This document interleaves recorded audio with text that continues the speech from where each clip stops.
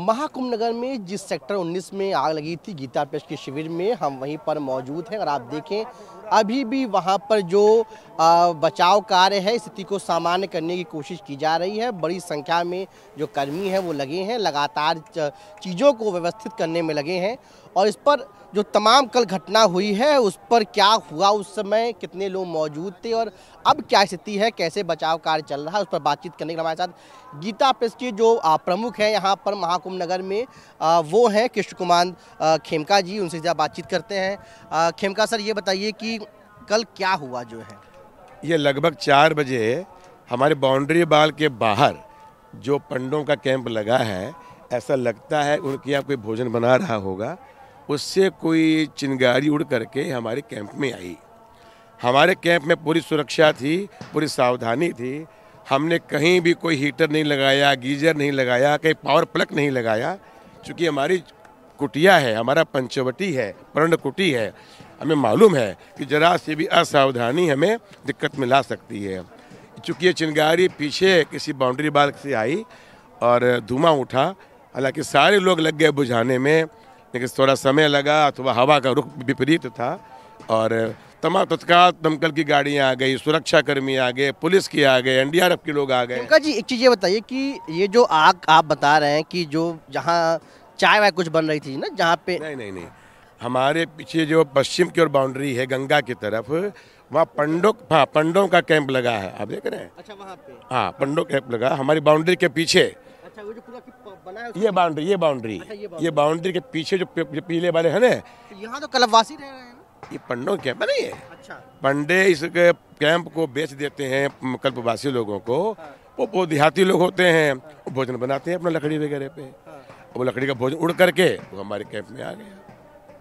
हवा जरा सा तेज थी। तो जो बात ये सिलेंडर की आ रही है कि ये बात असत्य है। वो सिलेंडर फटने से कुछ नहीं हुआ? नहीं, कुछ नहीं हुआ।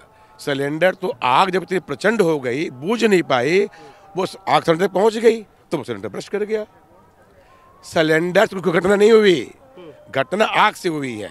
और आग लगी जो पंडों के टेंट में कलवासी रह रहे हैं, उनकी जो आग की लपटें उठी, हवा तेज थी, वो उड़कर यहाँ हमारे यहाँ आ गई। वो जो उनकी यहाँ हवा से जो आग उड़ी वो हमारे कैंप में आ गई, उससे हमारे यहाँ आग लग गई और फिर आग बुझ नहीं पाई।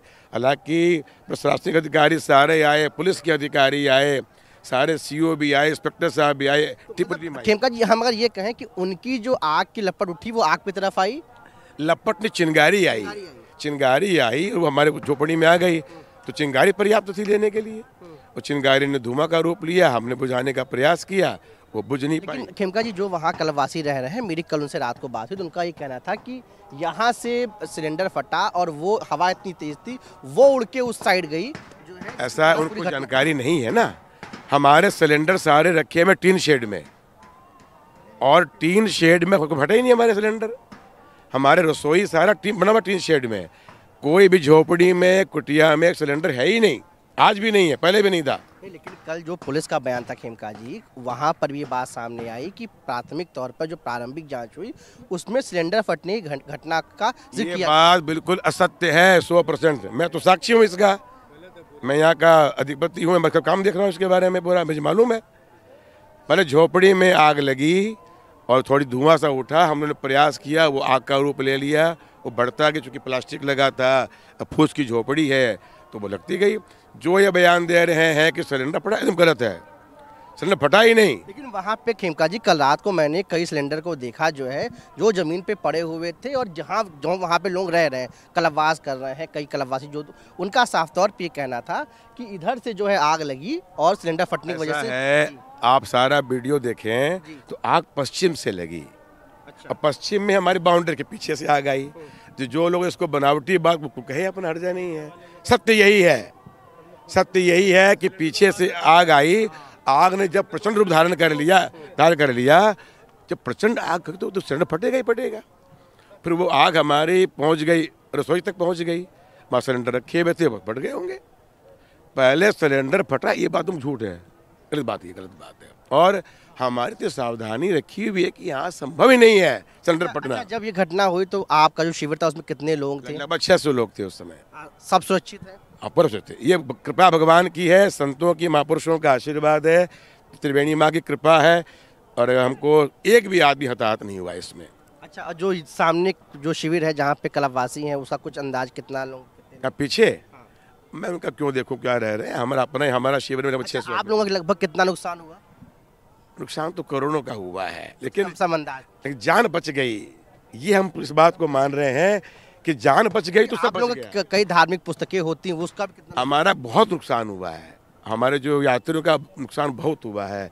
रुपये जल गए, तमाम तरह के कुछ अंदाज 50 मोबाइल जल गए, हमारे सारे सामग्री जल गई। हाँ हाँ, सामग्री बहुत जली है। कितने करोड़ गया है कि आप क्या बोले इसके बारे में, गया है।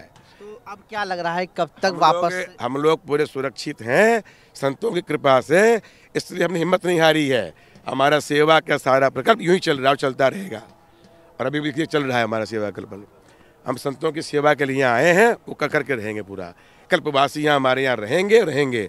रात में सारे अधिकारी पुलिस के आए थे, सब ने हमारा सहयोग किया है, वादा किया, कर रहे हैं काम। अच्छा खेमका जी, ये जो पूरी स्थिति अभी बिगड़ी हुई है, अब ये कब तक ठीक होने की उम्मीद है? कुछ आश्वासन? हमने जो टेम्परेरी वो जो आते हैं, वो स्विच टेंट आते हैं बड़े बड़े बाथरूम अटैच वाले, हमने 50 के ऑर्डर दे दिए हैं।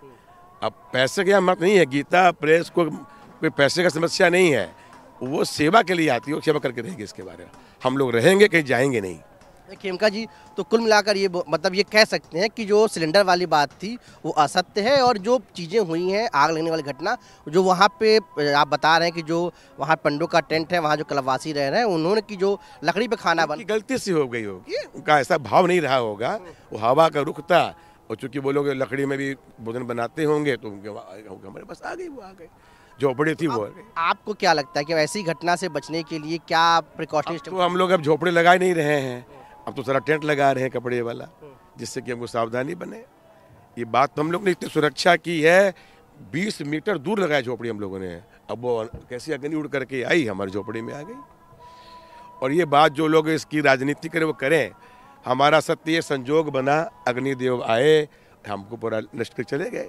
लेकिन वो आए तो आए, हमने हिम्मत नहीं हारी है। अभी हमारा सारा काम ये चलता ही रहेगा। मैं आज भी कहता हूँ, मुख्यमंत्री जी आए, प्रधानमंत्री जी का संदेश आया है, पूरा प्रशासन हमारे साथ है, पूरे पुलिस के अधिकारी हमारे साथ। से मुलाकात हुई? हाँ वही ना। क्या कहा उन्होंने? पूछा कैसे लगे, उन्होंने कहा जी ऐसे पीछे से आग आई है। उन्होंने निर्देश दिया मेरा अधिकारी को, इनका सारा काम फिर से करो। उन्होंने पुनर्वास का मुझे पूरा आश्वासन दिया है, हम मेरा काम करा रहे। प्रशासन बड़ा हमको सहयोग कर रहा है यहाँ का, मैं उनका आभार व्यक्त करता हूँ। बिल्कुल, तो ये थे खेमका जी, जो गीता प्रेस का जो पूरा यहाँ शिविर लगा है उसके प्रमुख।